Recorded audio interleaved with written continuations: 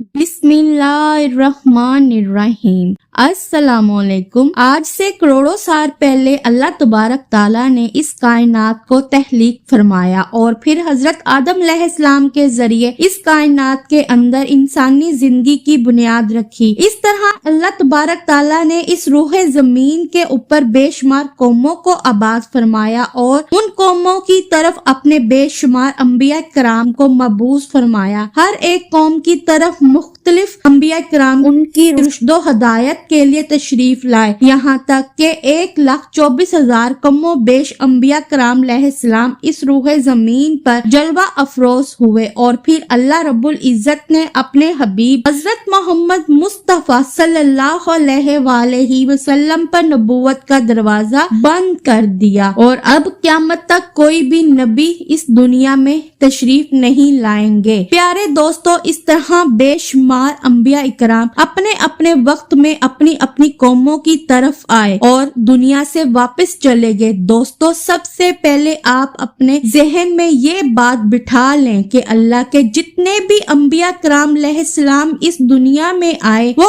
आज भी अपनी अपनी कब्रों में मौजूद हैं और बेशक अपने अपने मकसद में कामयाब हैं। हजूर नबी करीम सल्लल्लाहु अलैहि वसल्लम की हदीस मुबारका है, अल्लाह ने जमीन पर ये हराम कर दिया है कि वो अंबिया कराम अलैहिस्सलाम के जिस्म मुबारक को खाएं। लिहाजा आज भी अल्लाह के सारे अंबिया कराम अपनी अपनी कब्रों में मौजूद हैं। लेकिन दोस्तों, हम आज की इस वीडियो में जिन 4 नबियों का जिक्र करने जा रहे हैं उन्हें अल्लाह ताला ने इस ज़ाहरी दुनिया से इसी हालत में उठा लिया था, तो इसीलिए 4 नबियों ने मौत का जायका नहीं चखा और आज भी वो अलग अलग मुकामात पर मौजूद हैं और जिंदा हैं। प्यारे दोस्तों, मुख्तलिफ रवायात और अहदीसे नबी सल्लल्लाहु अलैहि वसल्लम की रोशनी में 4 ऐसे अंबिया कराम का जिक्र मिलता है कि जिनको अल्लाह तबारक ताला ने आज भी जिंदा रखा है। लेकिन यहाँ सवाल ये पैदा होता है कि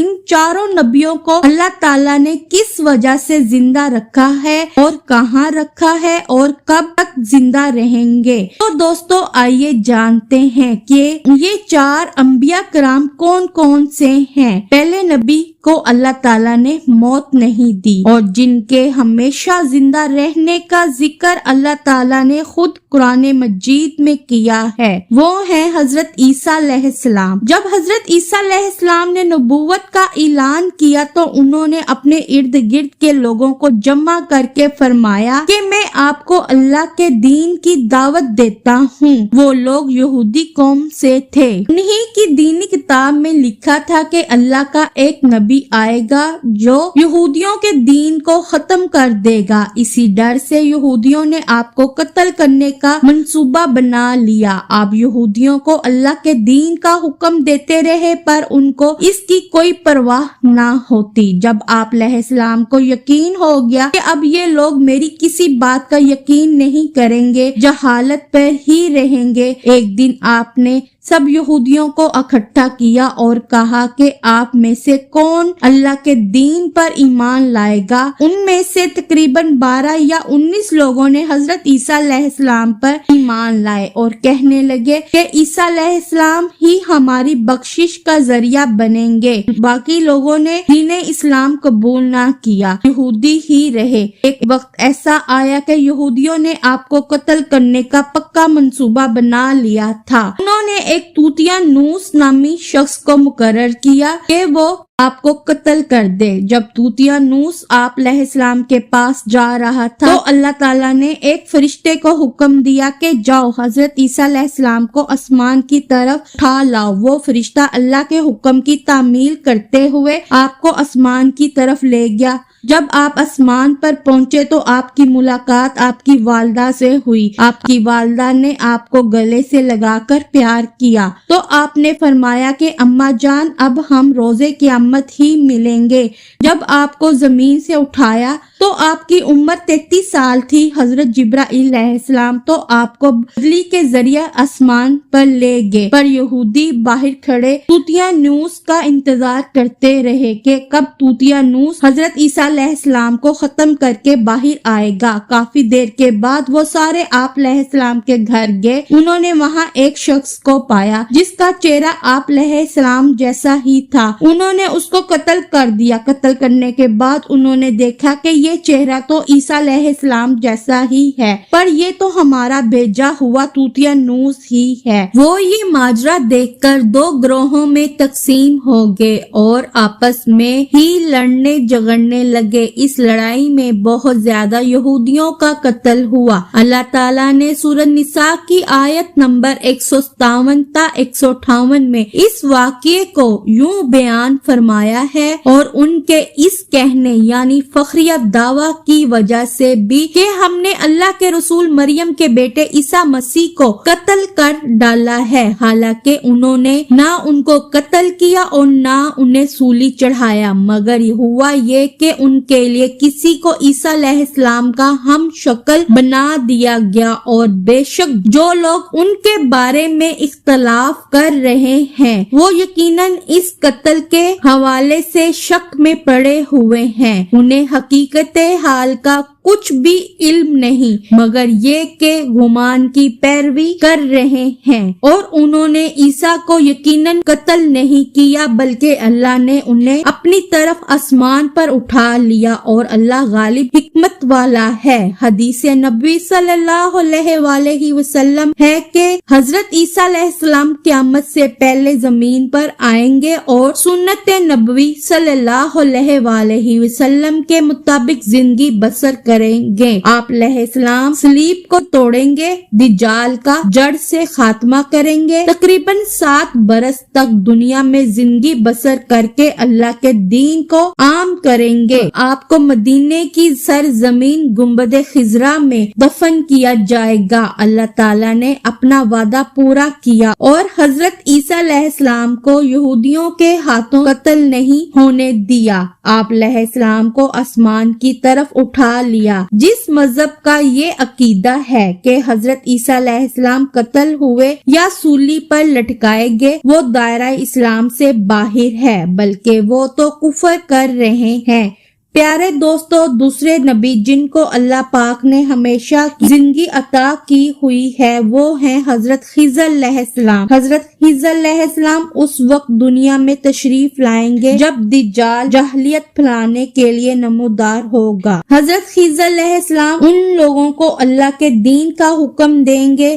ایک روایت میں ہے کہ حضور نبی کریم صلی اللہ علیہ وآلہ وسلم اپنے صحابہ اکرام کو حضرت خضر علیہ السلام کا قصہ سنا رہے تھے کہ آپ نے فرمایا کہ حضرت خضر علیہ السلام کا باپ ایک بادشاہ تھا جو حضرت خضر علیہ السلام کو اپنی بادشاہیت نوازنا چاہتا تھا، لیکن حضرت خضر علیہ السلام کو دنیا کی بادشاہیت پسند نہ آئی، تو انہوں نے اپنے والد کی سلطنت کا جانشین بننے سے انکار کر دیا اور اپنے والد گرامی سے ناراض ہو کر جنگل میں جا کر رہنے لگے، جہاں ان کو کوئی بھی ڈھونڈ نہ سکا۔ آپ کا گزر ایک آب حیات کے چشمے سے ہوا۔ اس چشمے سے پانی پی کر آپ تا حیات زندہ رہنے میں کامیاب ہو گئے۔ آپ کے تا حیات زندہ رہنے کا ذکر کافی روایات میں ملتا ہے۔ حضرت انس رضی اللہ عنہ نے ایک روایت میں آپ کا ذکر اس طرح کیا ہے کہ جب اللہ کے نبی صلی اللہ علیہ وآلہ وسلم کا وصال ہوا تو ایک بزرگ سارے مجمع سے ہوتا ہوا آپ صلی اللہ علیہ وآلہ وسلم کی میت کے پاس آ کر رک گیا۔ اس نے کچھ پڑھا اور واپس چل پڑا۔ اس کے جانے کے بعد وہاں موجود صحابہ اکرام نے پوچھا کہ یہ کون شخص ہے، اس شخص کے بارے کوئی علم رکھتا ہے؟ حضرت علی رضی اللہ عنہ بولے جی ہاں، یہ حضرت خضر علیہ السلام ہے۔ حضرت خضر علیہ السلام اللہ کے حکم سے مصیبت زدہ لوگوں کی رہنمائی کرتے ہیں۔ آپ علیہ السلام کو اللہ کے حکم کے مطابق زندگی بسر کرنے کا حکم دیتے ہیں۔ ایک روایت میں ہے کہ حضرت خضر علیہ السلام سمندروں میں مصیبت زدہ لوگوں کی مدد کرتے ہیں۔ حضرت خضر بہت نیک اور خدا ترس انسان تھے۔ کچھ روایات میں ہے کہ جو بندہ حضرت خضر علیہ السلام کی کنیت ابو العباس بلیا بن ملکان اور ان کے آباء و اجداد کا نام یاد رکھے گا تو اس کو مرتے وقت کلمہ نصیب ہوگا۔ حضرت عیسیٰ علیہ السلام اور حضرت خضر علیہ السلام کے بعد تیسرا زندہ نبی حضرت الیاس کا ذکر ملتا ہے۔ آپ کا ذکر قرآن پاک میں 2 جگہوں پر موجود ہے۔ تفسیر مظہری میں مذکور ہے کہ حضرت الیاس علیہ السلام کو ایک نورانی گھوڑے پر بٹھا کر آسمان کی طرف لے جایا گیا تھا۔ حضرت انس رضی اللہ عنہ سے مروی ہے کہ میرا اور حضور صلی اللہ علیہ وآلہ وسلم کا گزر ایک پہاڑی سے ہوا۔ وہاں سے گزرتے ہوئے ہمیں ایک آواز سنائی دی، اے اللہ مجھے بھی حضرت محمد صلی اللہ علیہ وآلہ وسلم کا امتی بنا دے۔ یہ آواز سنتے ہی اللہ کے نبی نے مجھے فرمایا، اے انس اس آواز کا پتہ لگاؤ یہ کون ہے۔ حضرت انس رضی اللہ عنہ فرماتے ہیں کہ میں جب اس پہاڑی کے اندر گیا تو کیا دیکھتا ہوں کہ ایک سفید پوش بزرگ اللہ کی عبادت میں مشغول تھے۔ جب انہوں نے مجھے دیکھا تو کہا، اے بندے تو محمد صلی اللہ علیہ وآلہ وسلم کا صحابی ہے؟ تو حضرت انس نے ہاں میں جواب دیا۔ اس بندے نے کہا کہ میرا اسلام محمد صلی اللہ علیہ وآلہ وسلم کو پہنچا دو اور محمد صلی اللہ علیہ وآلہ وسلم سے عرض کرنا کہ حضرت الیاس علیہ السلام آپ کو ملنا چاہتے ہیں۔ میں نے واپس آ کر حضرت الیاس علیہ السلام کا پیغام آپ کو دیا تو آپ صلی اللہ علیہ وآلہ وسلم مجھے ساتھ لے کر وہاں چلے گئے۔ حضرت الیاس علیہ السلام کے پاس پہنچے تو میں پیچھے ہٹ گیا۔ حضرت محمد صلی اللہ علیہ وآلہ وسلم اور حضرت الیاس علیہ السلام کافی دیر تک آپس میں بات چیت کرتے رہے۔ اللہ کی طرف سے آسمان سے کھانا نازل ہوا تو حضور صلی اللہ علیہ وآلہ وسلم نے مجھے بھی پاس بلا لیا۔ ہم تینوں نے مل کر کھانا کھایا۔ جب کھانا ختم ہوا تو میں نے دیکھا کہ ایک سفید پرندہ آسمان سے نیچے کی طرف آ رہا ہے۔ وہ حضرت الیاس علیہ السلام کے پاس آیا تو حضرت الیاس علیہ السلام اس پر سوار ہو کر آسمان کی طرف چلے گئے۔ کچھ علماء نے لکھا ہے کہ حضرت خضر اور حضرت الیاس علیہ السلام ہر رمضان شریف میں بیت المقدس میں تشریف لاتے ہیں اور روزہ رکھتے ہیں۔ حج کے موقع پر حج بھی ادا کرتے ہوئے مکہ مکرمہ میں دکھائی دیتے ہیں۔ یہ دونوں نبی علیہ السلام بر اور بحر میں مصیبت زدہ لوگوں کی مدد کرتے ہیں۔ چوتھے نبی جو ابھی تک زندہ ہیں وہ حضرت ادریس علیہ السلام ہیں کہ جن کے بارے میں زندہ ہونے کی روایت ملتی ہے۔ قرآن مجید کی سورت مریم کی آیت نمبر 56 تا 57 میں آپ کا ذکر اس طرح ملتا ہے کہ وہ ایک نیک پرہیزگار انسان اور نبی تھے کہ اللہ تعالیٰ نے حضرت ادریس علیہ السلام کو جنت سے اٹھا لیا تھا۔ شب معراج کے موقع پر چوتھے آسمان پر حضور صلی اللہ علیہ وآلہ وسلم اور حضرت ادریس علیہ السلام کی ملاقات ہوئی تھی۔ حضرت ادریس علیہ السلام کا چھٹے آسمان پر ہونے کا بھی ذکر ملتا ہے۔ حضرت ادریس علیہ السلام زمین کی سیر و سیاحت کے ساتھ ساتھ اللہ کے ذکر میں مشغول رہتے تھے۔